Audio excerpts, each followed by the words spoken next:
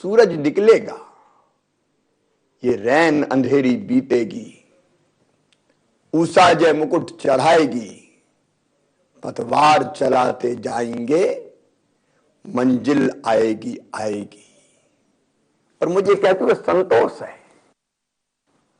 कि उन कठिन परिस्थितियों में जब अर्थव्यवस्था चौपट हो चुकी थी, कोरोना से लड़ने का कोई उपाय नहीं था, कोई सिस्टम नहीं था, टेस्टिंग लैब नहीं थी, पीपीई किट की व्यवस्था नहीं थी, अस्पतालों का बेहतर इंतजाम नहीं था, हमने सारी व्यवस्थाएं दिनों रात परिश्रम करके खड़ी करने का प्रयास किया।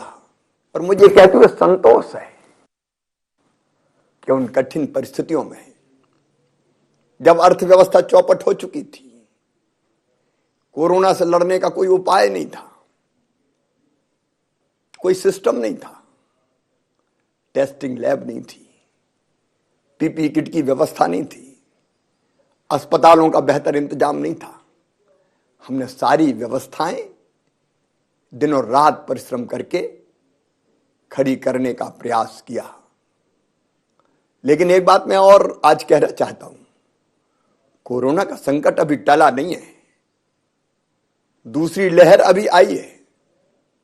ये लहर पिछली लहर से भी ज्यादा खतरनाक दिखाई दे रही है, लेकिन डरने की जरूरत नहीं है, हम इसका भी मुकाबला करेंगे। आपसे केवल एक ही प्रार्थना है, कोरोना से लड़ना है तो सावधान रहना है, और सबसे प्रभावी उपाय है हम मास्क लगाएं, फेस मास्क, हम सोशल डिस्टेंसिंग बनाएं, हम हाथ बार बार धोते रहें, सावधान रहना। अगर जरा भी असावधान रहे तो कोरोना हमें ग्रस्त लेगा, लेकिन इससे हर संभव मुकाबला करेंगे। कल 23 मार्च को प्रातः 11 बजे और शाम को 7 बजे 2 मिनट सायरन बजेगा। मेरी आपसे अपील है, उस समय आप रुकें, मास्क लगाने का संकल्प लें और दूसरों को भी मास्क लगाने के लिए प्रेरित करें। मेरे प्रिय बहनों और भाइयों, 2003 में जब भारतीय जनता पार्टी ने सत्ता संभाली थी उमा जी के नेतृत्व में, तब हमें बदहाल मध्य प्रदेश मिला था। गड्ढों वाली सड़कें, बिना बिजली का अंधेरा, बीमारू मध्य प्रदेश, बदहाल व्यवस्थाएं। लेकिन तब से हमने लगातार विकास का एक नया अध्याय प्रारंभ किया। हमारे पहले कार्यकाल में हमारी प्राथमिकता थी सड़कें, और मुझे आज कहते हुए खुशी है, मध्य प्रदेश में सड़कों का हमने जाल बिछा दिया। 2 लाख किलोमीटर शानदार सड़कें हमने बनाई है। सड़कों के साथ हमने लाडली लक्ष्मी जैसी योजनाएं जो बेटियों के लिए वरदान सिद्ध हुई है, कन्या विवाह जैसी योजनाएं बनाई, सामाजिक सरोकारों की अनोखी योजनाएं बनी। अपने दूसरे कार्यकाल में मैंने संकल्प लिया कि मध्य प्रदेश के गांव में भी, हर घर में हम 24 घंटे बिजली देंगे, खेती के लिए 10 घंटे बिजली देंगे। जब मैंने ये कहा था तो लोग मजाक उड़ाते थे, मध्य प्रदेश और 24 घंटे बिजली। लेकिन बहनों और भाइयों, आपके आशीर्वाद के कारण 2013 में वो संकल्प पूरा हुआ। मध्य प्रदेश के हर घर में भी 24 घंटे बिजली देने का चमत्कार भारतीय जनता पार्टी की सरकार ने किया। लेकिन उसके साथ साथ public service delivery guarantee act जैसा क्रांतिकारी कानून हमने बनाया, जिसका अनुसरण बाद में देश के हर एक राज्य ने किया। हमारे तीसरे कार्यकाल में मैं जानता था मेरे बहनों और भाइयों कि खेती और किसान हमारी अर्थव्यवस्था की रीढ़ है, रोजगार देने का सबसे बड़ा साधन है, और खेती सिंचाई के बिना अधूरी है। और इसलिए हमने कोशिश की कि हम सिंचाई की और बेहतर व्यवस्था करें। मुझे कहते हुए संतोष है 7.5 लाख हेक्टेयर से बढ़ा के सिंचाई की क्षमता हमने 41 लाख हेक्टेयर कर दी थी। हमने नर्मदा जी को क्षिप्रा जी से जोड़ा, हमने नर्मदा जी को गंभीर से जोड़ा, नर्मदा जी को काली सिंधु से जोड़ रहे हैं, पार्वती से जोड़ रहे हैं।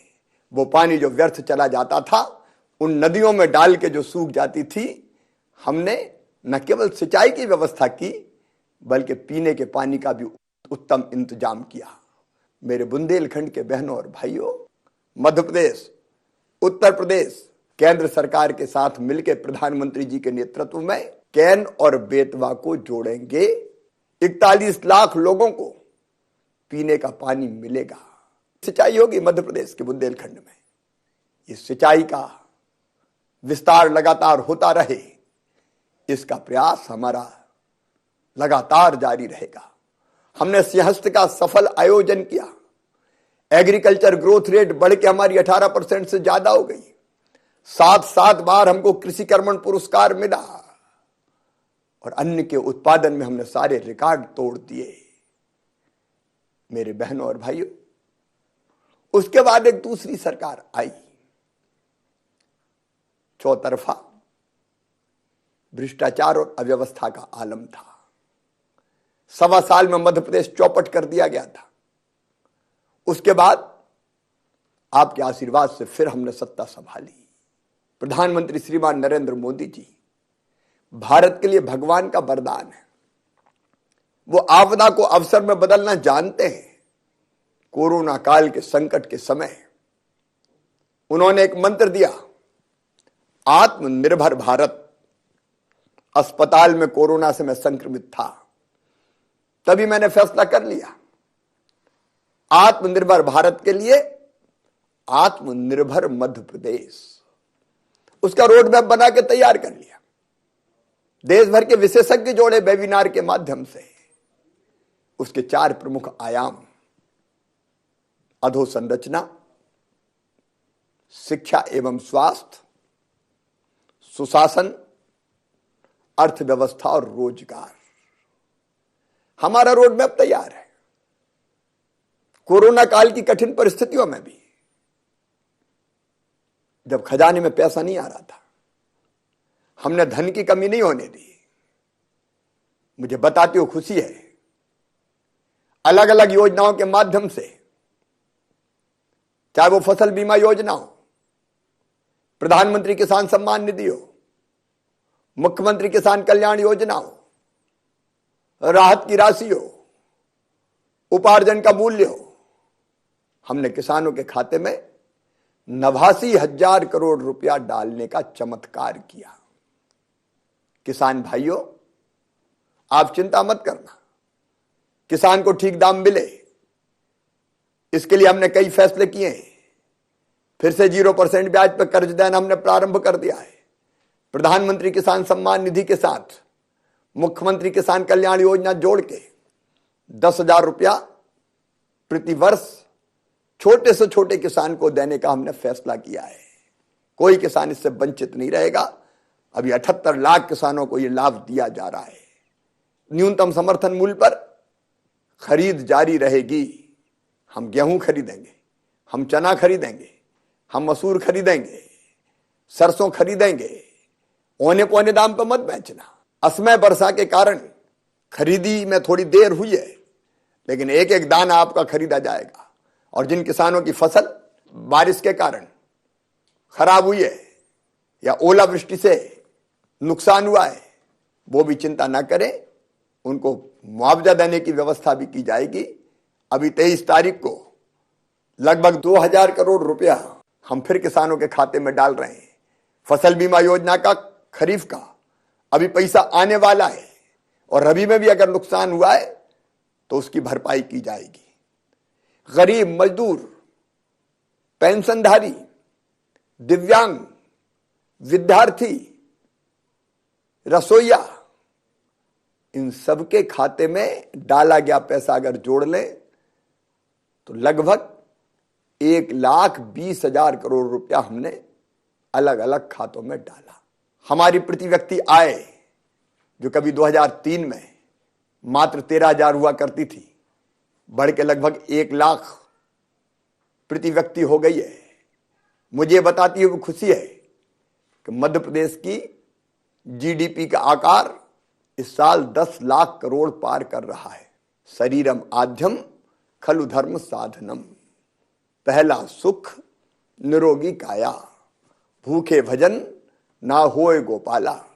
और इसलिए मैं मानता हूं, हम मानते हैं, भारतीय जनता पार्टी की सरकार मानती है, रोटी, कपड़ा, मकान, पढ़ाई, दवाई और रोजगार का इंतजाम, इनकी हमको व्यवस्था करनी पड़ेगी। रोटी के लिए जो मेरे गरीब भाई बहन हैं, उनको सस्ता अनाज 1 रुपया किलो राशन। कोरोना काल में हमें पता चला कि 37 लाख परिवार ऐसे हैं जो हैं तो गरीब, लेकिन 1 रुपया किलो का राशन उनको नहीं मिलता। उनको 1 रुपया किलो राशन देने की हमने शुरुआत की, पात्रता पर्चियां बनाई। प्रधानमंत्री जी के आशीर्वाद से गरीब कल्याण योजना के अंतर्गत नवंबर माह तक 5 किलो राशन निःशुल्क गरीबों को दिया गया। बाहर से आने वाले मजदूर भाई बहन, भले वो हमारे प्रदेश के ना हो, लेकिन उनको आने के लिए, जाने के लिए वो पैदल ना चले, इसलिए बसों का इंतजाम हमने किया। चाय, नाश्ता, भोजन, दवाई, जरूरत पड़ी तो नंगे पैरों में जूते और चप्पल पहनाने का काम भी मध्य प्रदेश की जनता के सहयोग से हमने करने की कोशिश की। मकान हर एक को चाहिए, हर एक की जिंदगी की जरूरत है। गरीब से गरीब भाई और बहन हो तो उनका इतना हक तो आखिर है कि जमीन का इतना बड़ा टुकड़ा तो उनके पास हो कि जिस पर अपना छोटा सा मकान बना पाए। मैं कहना चाहता हूं मेरे बहन और भाइयों, यह संकल्प है हमारा कि हम किसी गरीब को बिना जमीन के नहीं छोड़ेंगे। रहने लायक जमीन का मालिक हर गरीब होगा और वो व्यवस्था करने के लिए हमारा अभियान चलेगा। बड़े शहरों में जहां जमीन का टुकड़ा हम उपलब्ध ना करा पाए, वहां हम मल्टी स्टोरेज बना के गरीब को फ्लैट का भी, कम से कम एक छोटा परिवार के लिए जो आवश्यक व्यवस्थाएं हैं वहां हो जाए, इसका इंतजाम हम करेंगे। रहने की जमीन उसका बुनियादी अधिकार है और वो हम उसे देकर रहेंगे। मेरे आत्मनिर्भर मध्य प्रदेश में बिना इलाज के कोई ना रहे। मकान तो बने, लेकिन मकान में पीने का स्वच्छ पानी भी मिले। इसलिए केवल शहर नहीं, हमारा संकल्प है हर एक गांव में, गांव के हर एक घर में पीने का स्वच्छ पानी अब नल जल के माध्यम से आएगा। गांव की मेरी माताओं बहनों, नल खोलोगी तो आपका घड़ा भरेगा। हैंडपंप में पानी लेने नहीं जाना पड़ेगा। आपके घर रसोई गैस हो, घर में बिजली का इंतजाम हो, घर में शौचालय की व्यवस्था हो, गांव तक सड़कें हो, जाल हमने बिछा दिया है। जो शेष रहे गांव, टोले, मजरे, उनको भी सड़क से जोड़ने का काम होगा। तो गांव में कनेक्टिविटी, गांव में पंचायत भवन, गांव में सामुदायिक भवन, हर स्तर की व्यवस्था की जाएगी। बच्चों की पढ़ाई के लिए अनेकों योजनाएं हमारी हैं, उनको और जहां ठीक करने की जरूरत है वो प्रयास हम कर रहे हैं। सीएम राइज स्कूल भी गुणवत्तापूर्ण शिक्षा देने के लिए मध्य प्रदेश में खोलने का फैसला हमने किया है। गरीब का बेटा बेटी भी बेहतर शिक्षा प्राप्त करे, यह हमारा संकल्प है, यह हमारी प्रतिबद्धता है। लेकिन इसके साथ साथ इलाज की व्यवस्था, आयुष्मान भारत योजना के अंतर्गत 2 करोड़ कार्ड हमने बनाए। 5 लाख रुपए तक का इलाज गरीब का चिन्हित प्राइवेट अस्पतालों में भी निःशुल्क किया जाएगा। नौजवानों को रोजगार मिले, इसके लिए हाथों में कौशल चाहिए, हुनर चाहिए। भोपाल में ग्लोबल स्किल पार्क बनाया जा रहा है, जिसमें हजारों बच्चे एक साथ प्रशिक्षित किए जा सकेंगे। संभागीय मुख्यालयों पर मॉडल आईटीआई बनाई जा रही है। तकनीकी शिक्षा रोजगार के लिए वरदान है, उस दिशा में हम हर संभव प्रयास कर रहे हैं। और इसलिए एक तरफ हम एमएसएमई, लघु और कुटीर उद्योगों का जाल बिछाएंगे, वहीं दूसरी ओर प्रधानमंत्री जी की स्ट्रीट वेंडर योजना के तहत अपना छोटा मोटा काम धंधा चलाने के लिए ब्याज रहित ऋण की व्यवस्था कर रहे हैं। प्रधानमंत्री स्वनिधि योजना के साथ साथ मुख्यमंत्री ग्रामीण स्ट्रीट वेंडर योजना के तहत भी ग्रामीण कारोबारियों को, छोटा छोटा काम धंधा करने वाले हमारे भाई और बहनों को रोजगार की व्यवस्था हम करवा रहे हैं। मेरे बेटे बेटियों, सरकारी नौकरी में भी भर्ती से प्रतिबंध हटाया गया है, लेकिन सबको सरकारी नौकरी नहीं मिल सकती। इसलिए स्वरोजगार के लिए भी हमने एक नई योजना बनाने का फैसला किया है, जिसमें आप अपना स्वरोजगार करने के लिए लोन बैंक से प्राप्त करोगे, गारंटी सरकार देगी, ब्याज सरकार भरेगी। ब्याज अनुदान की यह योजना बहुत जल्दी आपके सामने हम प्रस्तुत करने वाले हैं। मेरी माताएं, बहनें, महिला स्व सहायता समूह की एक नई ताकत बन के उभरी है। मेरा संकल्प है, हमारी सरकार का संकल्प है, हर एक बहन की आमदनी कम से कम 10,000 रुपया मासिक होनी चाहिए। उस दिशा में ग्रामीण क्षेत्रों में भी स्व सहायता समूहों को लोन उपलब्ध करवाया जा रहा है। अब केवल 2% ब्याज पर इस साल 1300 करोड़ रुपया हम स्व सहायता समूहों को उपलब्ध करा चुके हैं। प्रधानमंत्री जी ने संकल्प लिया लोकल को वोकल बनाने का।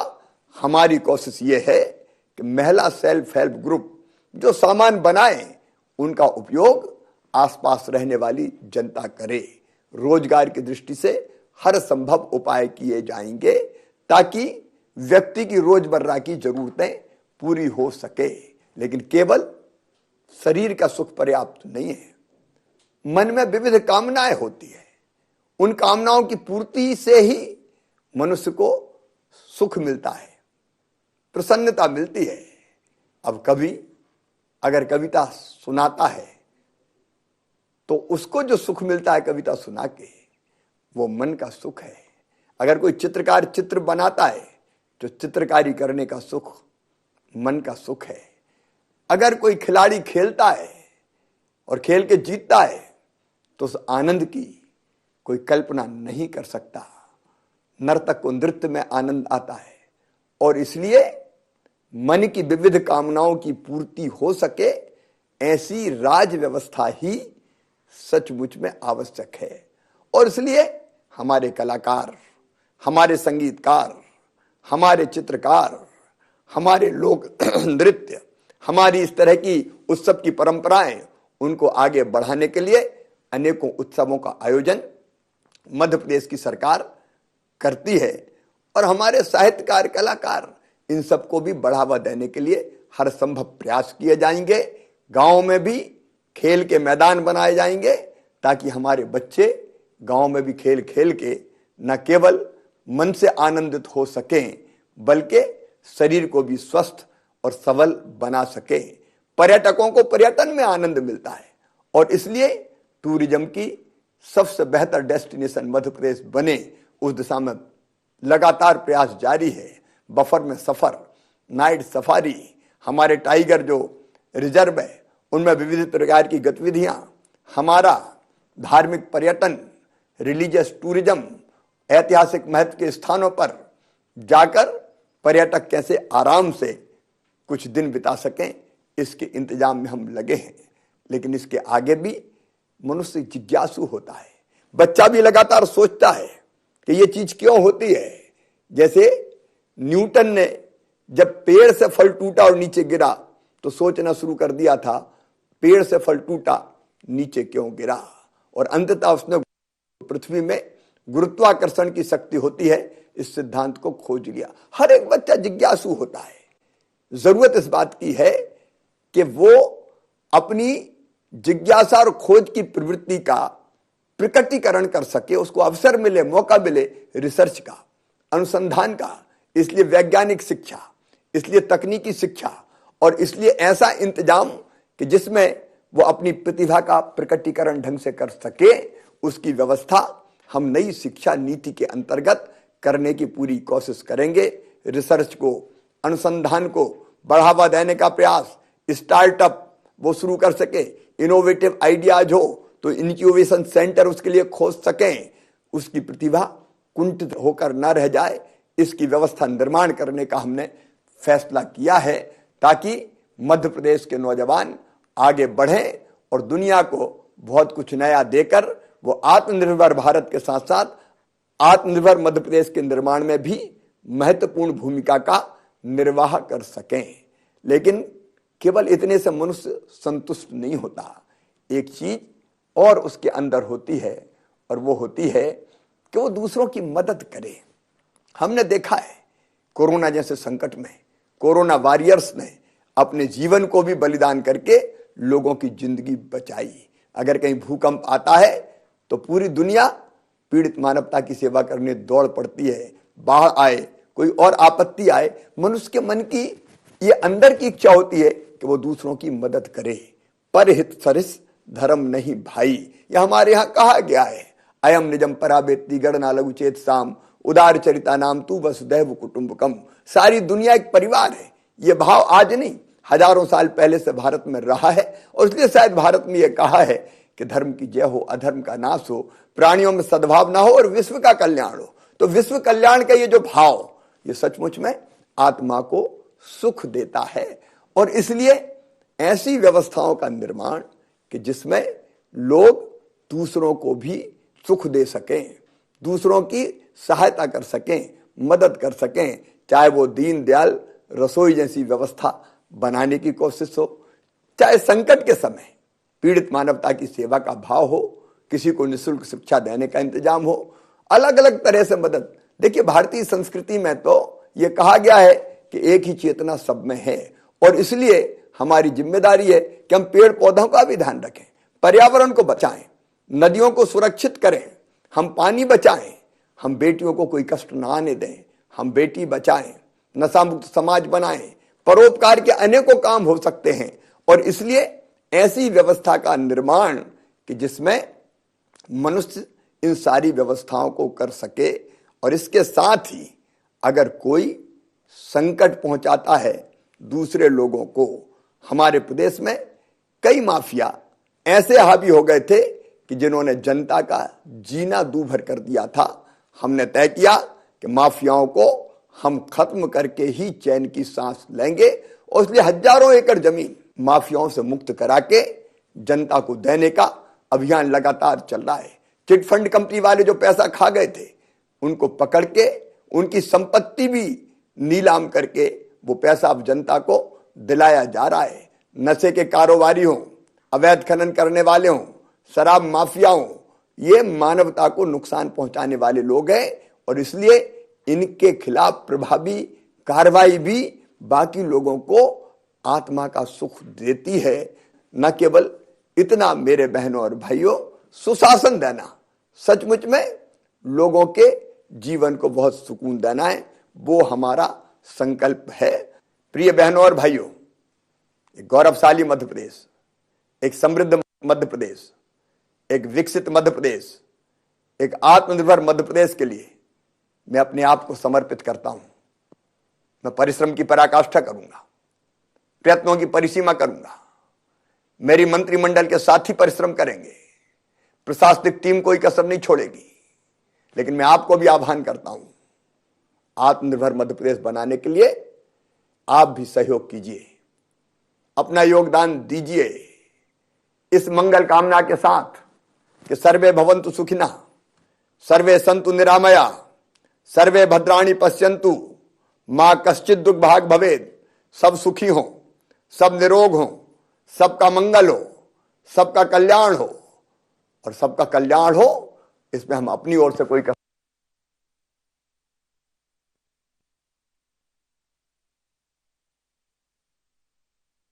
मानवता को नुकसान पहुंचाने वाले लोग हैं और इसलिए इनके खिलाफ प्रभावी कार्रवाई भी बाकी लोगों को आत्मा का सुख देती है।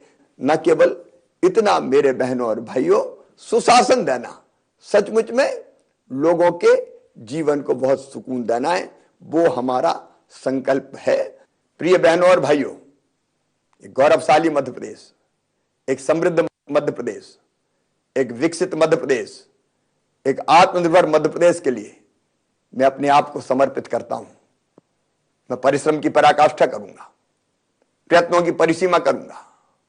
मेरी मंत्रिमंडल के साथी परिश्रम करेंगे, प्रशासनिक टीम कोई कसर नहीं छोड़ेगी।